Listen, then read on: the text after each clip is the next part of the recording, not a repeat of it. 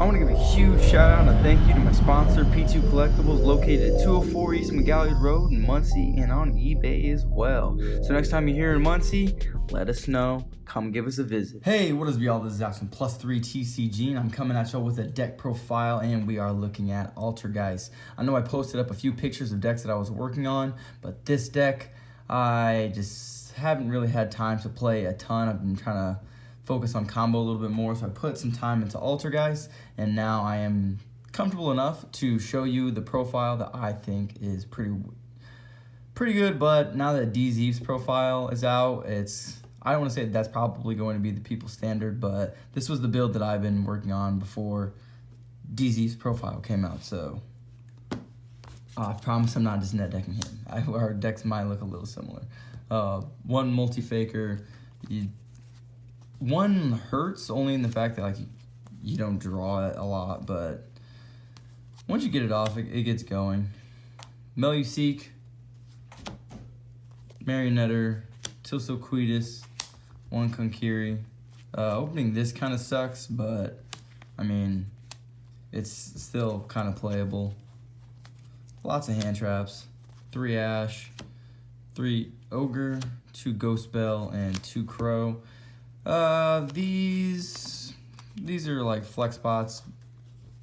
If they call by the grave, your Meluseek, or what I want to say, like try to DD Crow your what I want to say, like something in your grave, like your multi-faker, or if you're trying whatever you're trying to summon with Marionetter, then yeah, these are just kind of tech choices though.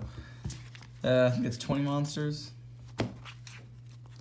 Only 2 extravagance because that's all we own, y'all. It probably should be 3 because then you could probably reduce your pot of duality. So this could technically be a 3rd pot of extravagance, but opening multiples of this sucks.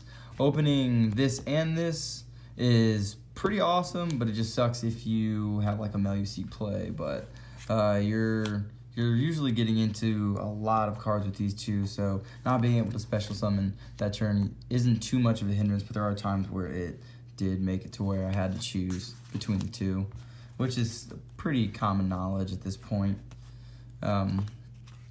Just if you're going to play 2 and 2, just recognize that variance is kind of like you're not going to see this as much, and there's a chance that you're going to be having to choose between your special summon and your normal summon, or your special summon and just normaling your Marionetter and kind of going from there. 3 spoofing. This shouldn't be too much of like a shocker. 2 protocol.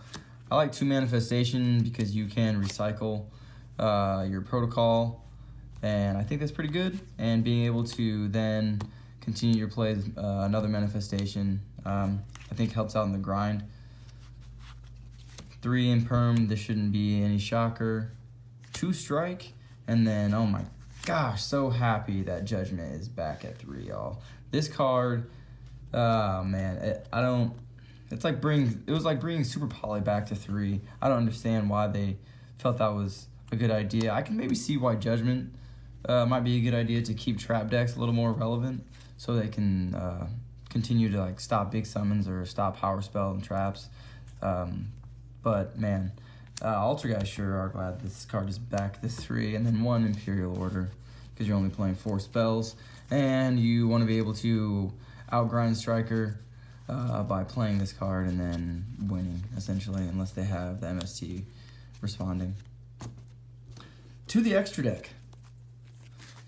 3 Hextia, 1 Prim Banshee, 2 Link Karibo. This, you could probably play another Almirage, but I'm playing, because extra deck space is like really loose, but if we're being honest, once again, I didn't have the Almirage. I might play a second one just because banishing this is like, because the Almirage, like, Almirage Silquetus thing you can do isn't too bad. Good, not great. you're really just trying to make sure you have one of these 4 cards. Ideally, one of these. So I guess you could even make Claire and Rushka another Almirage.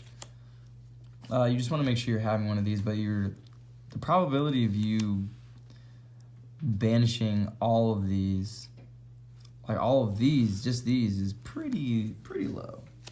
Because you're essentially playing three targets to be able to make sure that Melusi can get its search. 1 Hida, 1 Phoenix. The rest of the stuff is just like personal choice, to be honest. Borload doesn't come up. Avermax helps your Sky Striker matchup. Saryuja never comes up, but if you need to like Saryuja and then like summon, I don't know, like a Silquidus or something. Melusi, or Melusi. Anyways, Boral Sword and Appaloosa.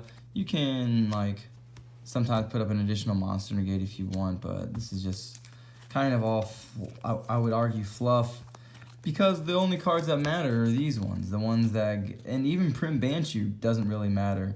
I'm not always able to make this card, or like I don't need to make this card. I am able to make it, it's just I don't need to make that. I can just make double Hextia, a monster negate, and then have a manifestation set, or already activated with another full board. It's just, there's a lot of options with the deck, and the extra deck is just so loose that you can kind of play what you want in here. A bunch of Link 4s, you could even play Unicorn, but I just don't think it's necessary to play all those. You just have spot removal in your main deck, so just do that. So yeah, let me know what you think down in the comment section below, y'all. Let me know if you think I should be playing any different cards. Let me know if you agree with the 1 Almirage. And if there are any other ratios that you have any questions about, just let me know, y'all. I like to hear y'all opinions. This is Alex from Plus3 TCG, signing out, y'all.